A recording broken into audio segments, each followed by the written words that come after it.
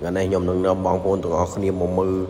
tray thu nam rong mà hay nâng cắt tray thu na mặt đông bạn nên thu na này mà đông tụm trôi thay bạn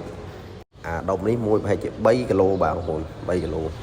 แต่ปีnhom chạy tray hơi có chắp đơm chia ta say chiêm trên mà bong bồnนี่ខ្ញុំក៏ជាចេញម្ដងតិច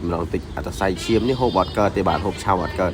តែបើហ៊ៀងយកទៅហូបឆ្អិនហូបអីបានមកបាទខ្ញុំក៏ចាប់ផ្ដើមជាចេញម្ដងតិចបាទយកវាអស់បាទបើសិនជាសល់យើងហូបសាស៊ីមីទៅវារៀងមានក្លិនឆ្អាបបាទនេះខ្ញុំក៏ចាប់ផ្ដើមកាត់មកដុំលឺមុនបាទដុំលឺហើយក៏យើងទៅពុះពាក់កណ្ដាលមួយទៀតមកបាទទៅពាក់កណ្ដាលយើងកាត់ជាដុំទូចល្មមបាទសម្រាប់សាស៊ីមីដែលយើងកាត់បាទនេះចេញមួយជាដុំជ្រុងចេះបាទបងប្អូនត្រីទូណានេះវាងាយនឹងបែកបាទប្របាក់ថែបន្តិចបាទបងប្អូនតែយើងរៀងដៃធ្ងន់សាច់ត្រីនឹងបែកហើយបាទនេះក៏ខ្ញុំក៏ចាប់ផ្ដើមកាត់ម្ដុំចេញមកហើយរូបរាងចេះហើយក៏អរគុណបងប្អូនទាំងអស់គ្នាទស្សនាវីដេអូមួយនេះបាទ